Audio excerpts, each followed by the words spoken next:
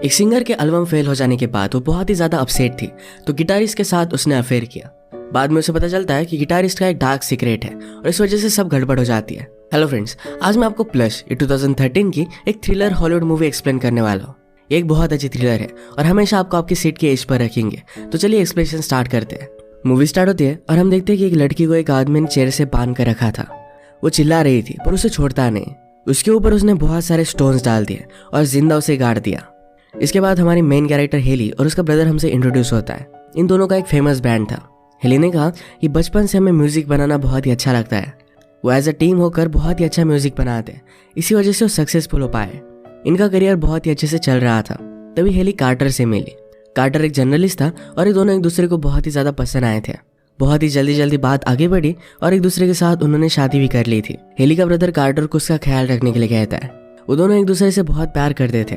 Heli को बच्चे भी हुए पर फिर भी अपने ब्रदर के साथ उसने अपना करियर मेंटेन रखा था। एक दिन पार्टी में उसने कुछ ड्रग्स ले लिए और उस वजह से उसकी डेथ हो जाती है। हेली ने उसे बचाने की बहुत कोशिश की पर वो कुछ भी कर नहीं पाई। उसे लगा कि उसने अपने ब्रदर को अकेला छोड़कर एक नई लाइफ कर ली। इस वजह से वो डिप्रेस्ड हो गया था। ब्रदर के जाने के बाद किसी भी चीज में उसका मन नहीं लगता था। बहुत सारे मंथ गुजर गए और उसी के बाद वो कुछ लिख पाई थी। फाइनली अपने ब्रदर को डेडिकेट करने के लिए उसने बहुत सारे सॉन्ग्स लिखे। उसे पूछा जाता है क्या तुम्हारे ब्रदर का प्लेस कोई ले पाएगा। हेली ने कहा कि हमने जिस गिटारिस्ट को रखा है वो भी बहुत ही टैलेंटेड है, पर मेरे ब्रदर की जगह कोई भी ले नहीं सकता।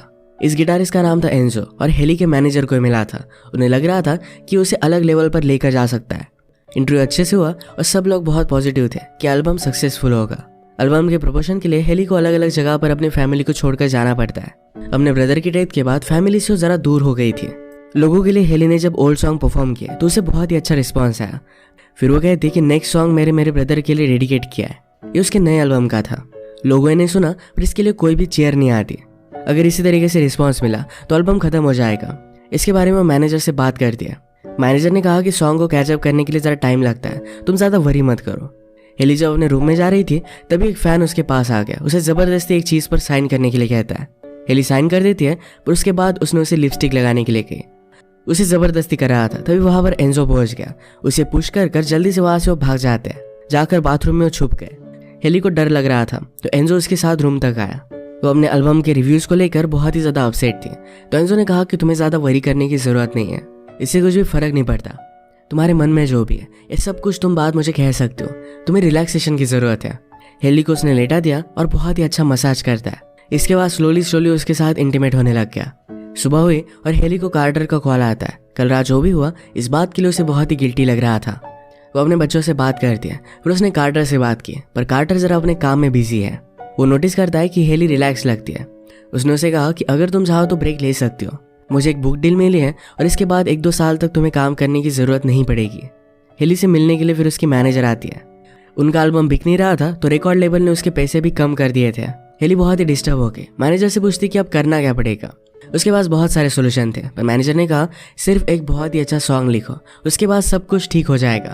वो लिखने की बहुत कोशिश करती है और उसके बाद वो एंजो के पास आके उसे वो एक माउंटेन के पास लेकर जाती है। माउंटेन के ऊपर से एक पत्थर गिरा। वो डायरेक्टली अपना चाकू निकाल लेता है। ऊपर जो कोई भी होगा उसे वो धमकाने लग गया। बस सिर्फ एक एनिमल वहाँ था।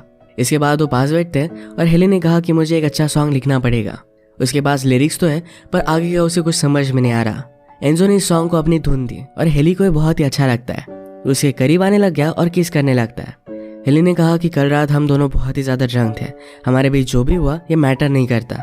मेरी फैमिली है और मैं किसी को भी हर्ट नहीं करना चाहती। एंजो कहता है कि हम हमारी रिलेशनशिप कैजुअल रखेंगे, इससे कुछ भी फर्क नहीं पड़ेगा।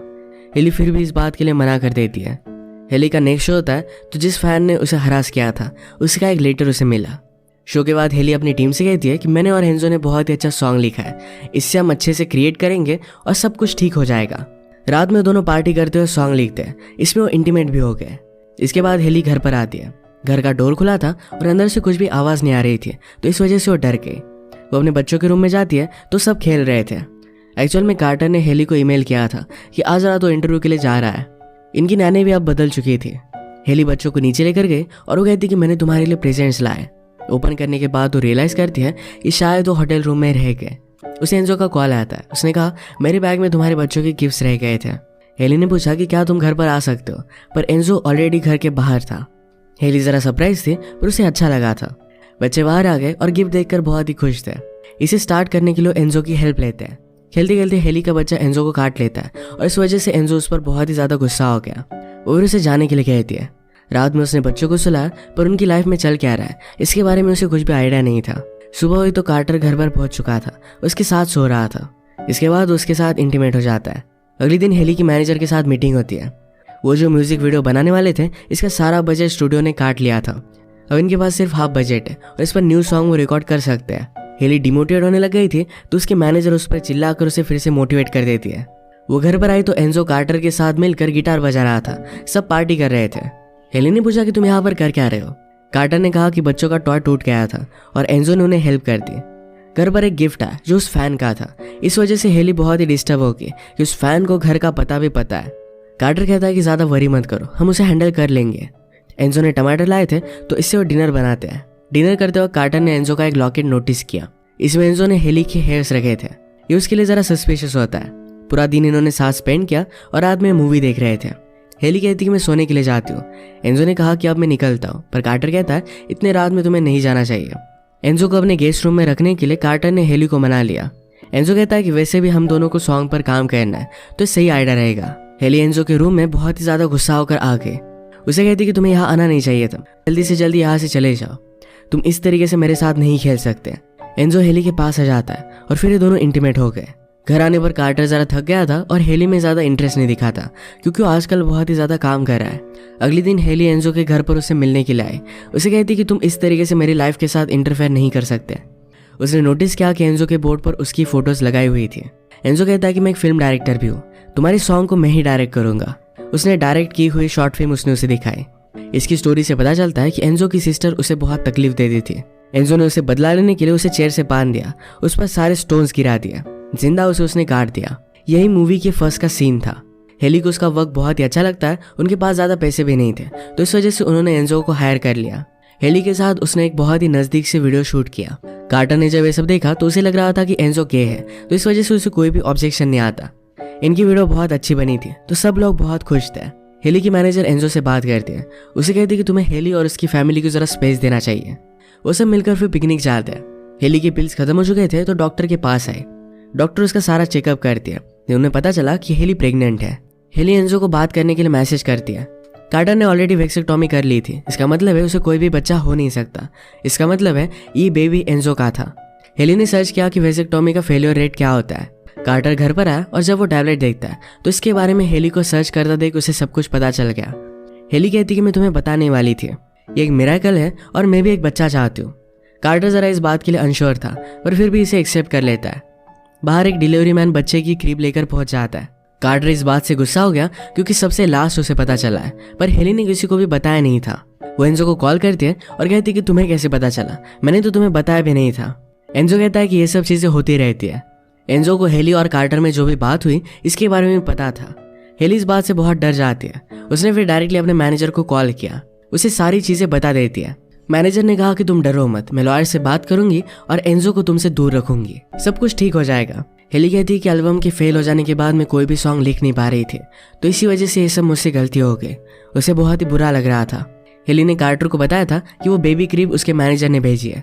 यहाँ पर आते वक्त कार्टर और एनी में बात हुई थी तो एनी ने कहा कि मुझे इसके बारे में कुछ भी पता नहीं है, ये एक इशू हो सकता है, पर मैनेजर कहती कि मैं सबको संभाल लूंगी, कुछ भी वरी मत करो। कार्टर ने हेली को कन्फ्रंट किया। वो समझ चुका था कि बेबी एंजो का है।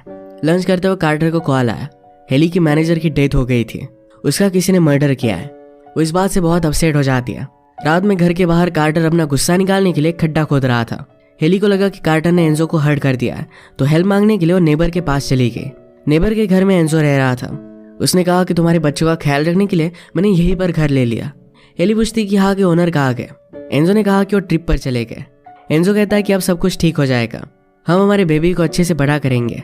कार्टर और एंजो में झगड़ा हुआ था तो इसी वजह से कार्टर उसके लिए कवर खोल रहा था। घर में हेली को बेबी की आवाज़ आने लग गई। वो जाकर देखते हैं तो वहाँ पर बेबी मॉनिटर्स थे। हेली के घर में जो भी चल रहा था ये सब कुछ एंजो सुन पाता था। उसने घर में बहुत सारे कैमरेज भी लगाए हुए थे। रूम में हेली ने उसके पागल फैन की हैंडराइटिंग भी देखी। हेली को डराने के लिए सारे गिफ्ट्स भी एंजो ही भेज रहा था। हेली समझ गई कि एंजो पूरी तरीके से साइको है और उसे यहाँ से बाहर निकलना पड़ेगा। उसकी सारी बातों में हाँ मिलाती है। कहती कि मैं ज़रा डर गई थी, पर मैं अब तुम्हारे साथ रहने के लिए पूरी तरीके से रेडी हूँ। उसने कहा कि मुझे बाथरूम यूज़ करना है। बाथरूम में जाने के बाद वो नोटिस करती है कि ओनोर को एंजो ने मार दिया था। वो बहुत ही ज़्यादा डर गई। जल्दी से वहाँ से खिड़की खोलकर वो बाहर निकल जाती है। जंगल से भागते भागते वो घर तक आके जो ग्रेव कार्टर बांध रहा था उसी में उसे बांध कर रख दिया गया था। हेली उसे देखकर छुड़वाने की कोशिश करती है। तभी हेली की नैनी वहाँ पर आके उसे हेल्प मांगती है, पर नैनी वहाँ से चली गई। ये नैनी एक्चुअल में एंजो की मदर थी और उसे सब चीज़ों को लेकर हेल्प कर रही थी। हेली ने कार्टर को अकेले ही बाहर निकलने के लिए हेल्प की। तभी नैनी हेली के बच्चों को लेकर जा रही थी। वो कार में बैठ पाती तभी हेली ने उसे नोटिस कर लिया। वो जल्दी से भागी, उसके सर पर जोर से मारकर उसे बेहोश कर देती है। हेली का पीछा करते हुए हेंजो भी वहां पर पहुंच गया। वो कार्टर को बहुत मारता है। हेली कार्टर को बचाने के लिए उस पर झपक पड़ती है। हेली ने उसे मारते हुए कहा, मैं तुम्हारा बेबी होने नहीं दूंगी। हेंजो गुस्सा होकर उसे पत्थर से मार डालने की कोशिश करता है।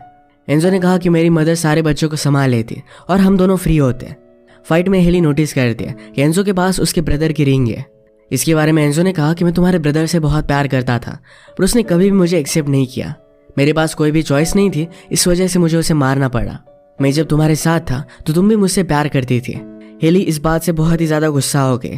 वो प्लांट को वाटर करने का पाइप लेती है और एंजो के गले में उसने डाल दिया। उसके मुंह पर रखने के बाद कार्टर पानी को ऑन कर देता है और इसी तरीके से उसे मार डालती है। हेली ने एम्बुलेंस बुलाई और कार्टर अब स्टेबल था। कुछ दिनों बाद जब वो उसे मिलने के लिए आए तभी कार्टर उससे कोई भी बात नहीं कर रहा था। वो सैड होकर जाने लगे, पर कार्टर उसे रोक लेता है। उसने उसे फाइनली माफ कर दिया था। इसी के साथ ये मूवी एंड हो जाती है। अगर आपका इसमें अच्छा लगा तो प्लीज़ इसे लाइक और कमेंट जरूर कर दीजिएगा। मैं बहुत सारी मूवीज़ लेकर आते रहता हूँ, तो प्लीज़ इस चैनल को सब्सक्राइब कर दीजिए और बेल नोटिफिकेशन आइकॉन दबाना मत भूलिएगा। हम फिर से मिलेंगे और एक नई मूवी के साथ। तब तक के लिए थैंक यू और आप अपने आप का ख्याल रखिए।